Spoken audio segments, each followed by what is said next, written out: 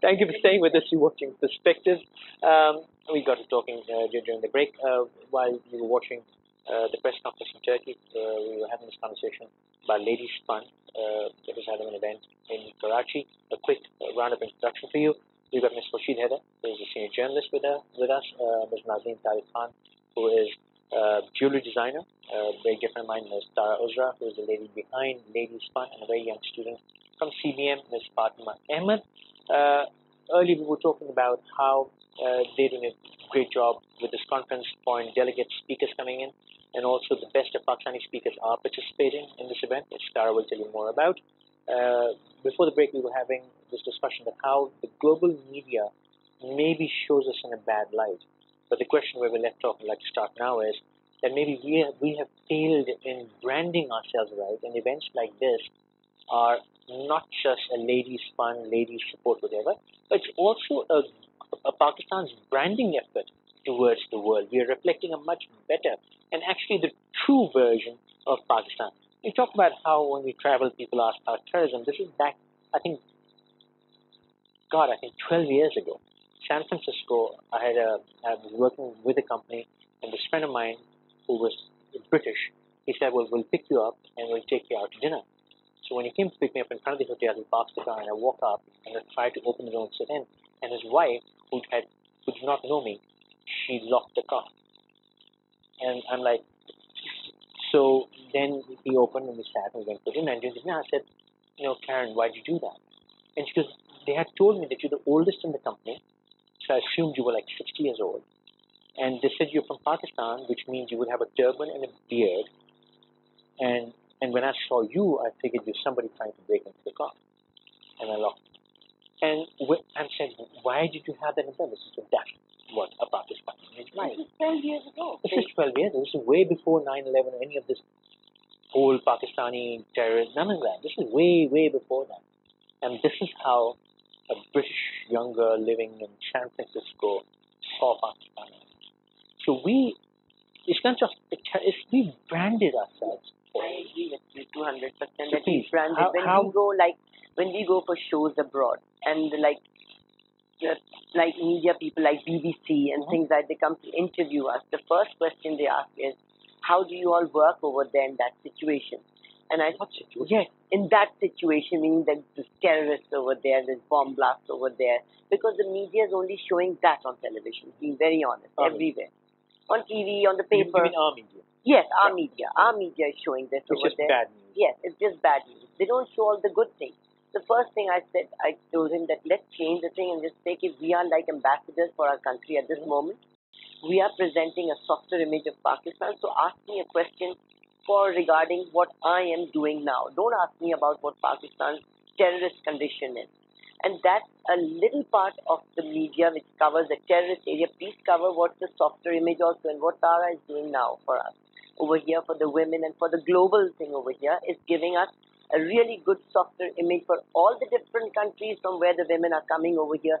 They'll go back with a softer image of Pakistan and go over there. I'm going to interrupt with apologies. Not say the word, because that means we have a harder image. There is no hard side. This is the image that is being shown on the media over there. The softer side is just the soft. That's us really. Yes. I agree so much with what you're saying, Faisal, because one of the reasons Ladies Fund was founded was to project and spread positivity of Pakistan and Pakistani women, and we always view it as the real side. Obviously, people say softer because it's just a lovely word. Yeah. But the reality is we're only showcasing what's real. Exactly. And we're just highlighting and choosing to spend our energy and encourage others to spend their energy on the fact that entrepreneurship is booming here. Pakistani women. There's massive opportunity. Great opportunity. Potential. There's a lot of potential over here in our country, which like this young girl over here. She is so highly educated. She's bringing all these colleges and students over here on one platform to present that education is being important and is very important for the young kids over here, and they are being educated. So she is helping as a young girl to bring all these girls and boys over here and giving a soft, again I won't say the soft image, the real image of Pakistani students over here, that type of a thing, you know. So these are all that we have got the potential. We just need a little push at the right direction, like Tara is doing. Okay, Tara said, making local brands global. I think I've done 2 shows with fashion designers in this very studio, and my complaint has been, you go to Selfridges, you see Indian brands, and even when you see something Pakistani, it's confused as Indian. So there's this massive Indian fashion branding, whereas Pakistan's fashion is not branded as a Pakistani, it doesn't stand out. And the whole discussion went to shalwars and whatever. That's great, but you have to face that. So do you think, and this is music to my ears again, are we changing that? Are we taking the Pakistani fashion brand Honestly, out? I don't want to name who I went to for a presentation. Please do name, why not? There's nothing wrong with it. No, but like until unless it's there, fine. that type of a thing, I will not like to just open it. But I have just been called by one of the leading houses in London to give a presentation about the jewelry, and they loved it. Fantastic. And they're just waiting for a slot. Like they have slots, they just can't say, okay, we love it and we'll take it just now. So just waiting they have for spaces. Yes, Sure. just waiting for a spot over there, and they'll get in touch with me. So that way, I am going to take my country also over there. Amen to that. Tara, you talk about taking brands. Tell me more. What's the bigger vision of taking Pakistani brands global? You talk about the Tiffany's everywhere, and why not us? And in fact, it's inevitable. And so first, we're beginning by letting people know how amazing Pakistan is, how amazing Pakistani women are, how amazing Pakistani women entrepreneurs are. And that began in 2008 with the awards. Then we started creating icons and role models through our conferences, in addition to the award winners. And now the next step is we're bringing the world and showing our country and ourselves off to the world, because while these amazing women are coming from abroad, we also have our amazing women entrepreneurs like Amina Saeed, who's going to talk about how she created the Karachi Literature Festival. Nida Butt, how she's created so much for media. Mustaraz Misbah is speaking at this event. And she's done not only great work for beauty, she's done great work for Definitely Smile Foundation for those in need. And the list goes on and on. A keynote, Sherry Rahman, great ambassador for our country. So while we've got these amazing local women being showcased as well, then the next step is our women and these international women and the consulates who are partnering and supporting us are also going to be building bridges for trade. This is very important because I want the youth and the women attending our conference to think big. And when they create their businesses or they have their visions, it should be unlimited. The vision should be unlimited. And the fact is they should be thinking, this is my business plan and I have a business plan to go global. And that has to be the vision. And so we're showing these international foreigners coming and saying, the world welcomes you. And that's what's critical.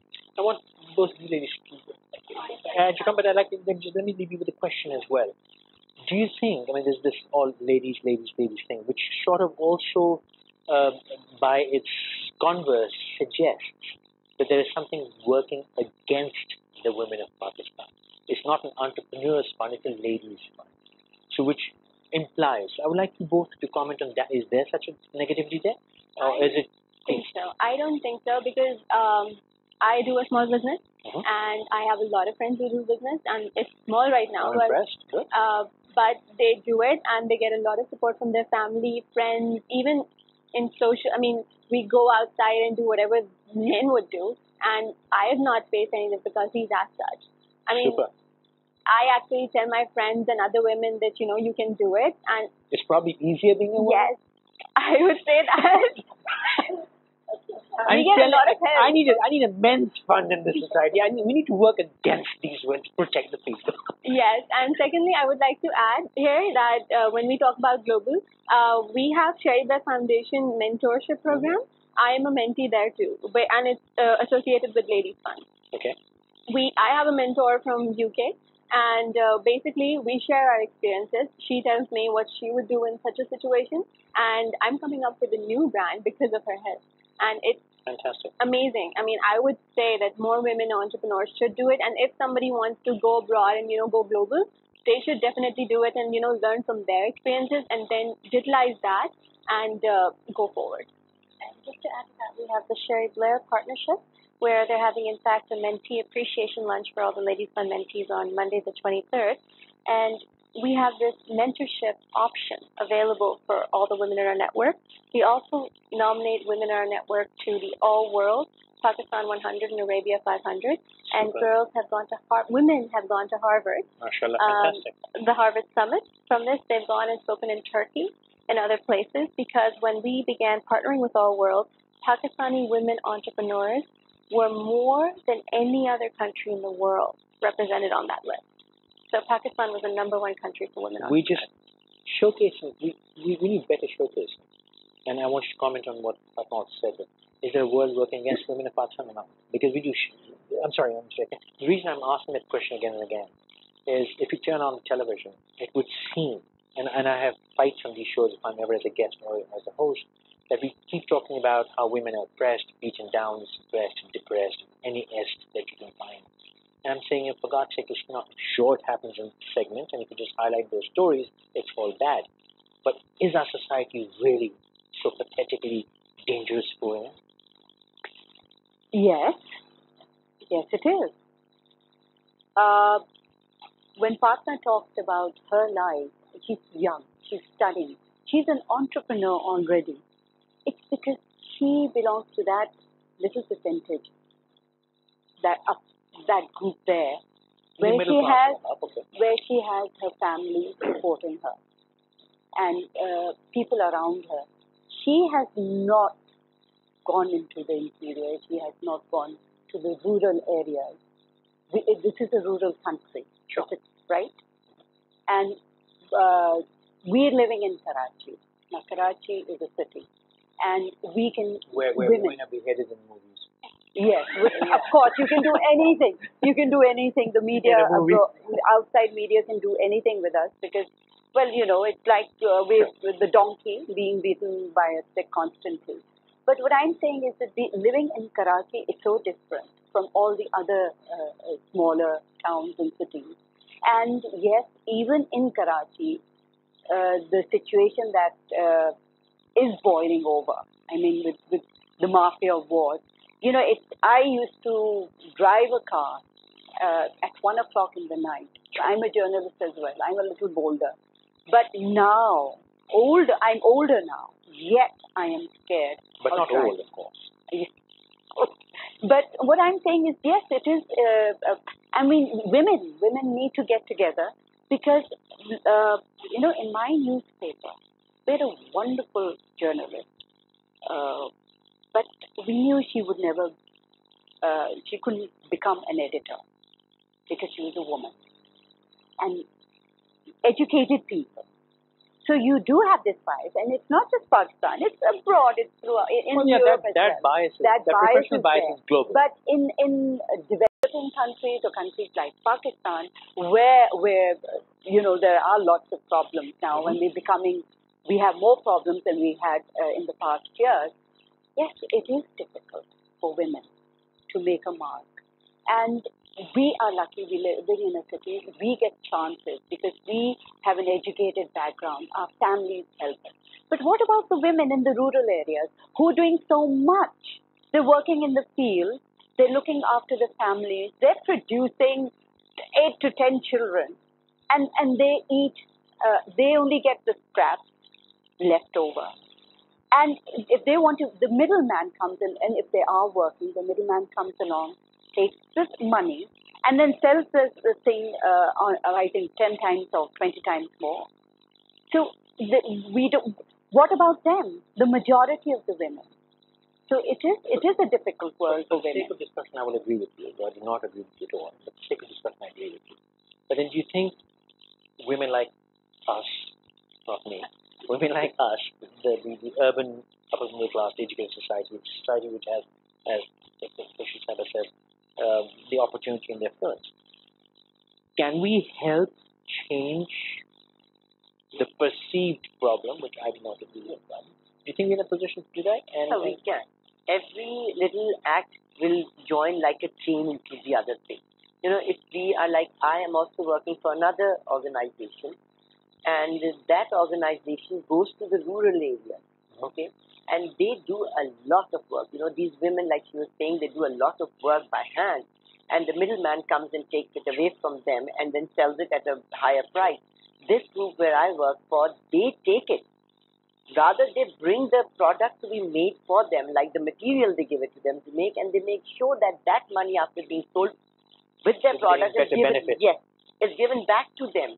And they go and put like tube wells over there for them. They make a little schoolhouse type of for them. So there are people who are trying to do their best to help women, even in the rural areas. So we are trying to do something. Education is crucial. I heard you talk about education. You were saying something about 1,000. What's that? Already has done a series of scholarships from 2008 onward, and now we educate a lot of girls doing bachelors at ICRA. Okay. And in March, we sent one girl on an international fellowship to Germany, and we just sent one to China. Good. And what's exciting now is we've started vocational scholarships, which is our 3-month in media studies certificate course at the Institute of Journalism. And in our soft launch, that means before launching, we've already done 12. And our plan is to have a series of 100 for 100 fundraisers throughout the year. So 100 guests raise each of their tickets to an event. Will give 100 girls a scholarship. And our dream is to have 1,000 girls. So it's going to be Educate 1,000 Girls project. And it's just happening. It's so exciting because 100 people coming to an event, already 100 girls are educated. So this March, we're hoping to have 200 more scholarships just from that. And what's wonderful is many of the channels, and we hope TTV joins in, are giving internships to the top 10% of these grassroots girls who are going to be graduating from these courses, these certificate courses. I don't think that should be a problem. I think that should be a fantastic opportunity. I'd like to open it to all of you. What's next? What's your plan as an organization, as women? Where are the lacking? And what are you hoping that how society, how obnoxious men like myself can help you, and how we can go forward and make a bigger difference? Faisal, like previously, as I was saying, we do have problems. Women here do have problems. But education is very important. It plays a major role. It's to educate right from the lower tier upwards. And once you're educated, you understand lots of things. Number 2, the government has to take interest in getting the right people sitting in the right institutions and giving opportunities to people who are doing something. So encouragement is very important. And to move, it's not just one person. It's not just the president or prime minister doing it. It's everybody getting together and getting the right people. Corruption, you have to have education, you have to have health, you have to have your judiciary and your police system. If you have 4 institutions doing proper work and the government on the right path to help people, then I don't think there is, we can all go ahead. And then we have these wonderful people doing their individual work, and if you encourage them, and if the government also encourages them, I think there's no stopping it. Okay, I'm going to slightly deflect again, my apologies. I think, and we were talking earlier, while we were waiting before the show, and we talked of laws of governance and enforcement. I always feel it is not laws which change a society, it is the society's mindset. That's my personal opinion. And there is no doubt a mindset issue. She started talking about the problems. I think the real, and I agree with you, I agree with the problems. But problems are not because of anything else, but our mindset. It's just the way we think as people. And maybe we have, like as I was saying in my opening, we do not have anything against women. I think we're just scared of them. And this is our defense mechanism to just keep them down, wherever we do. Not generally. Sorry, my apologies for this. I have to learn to shut the phone down. My point is that how can we work and change this mindset, if there is a mindset problem?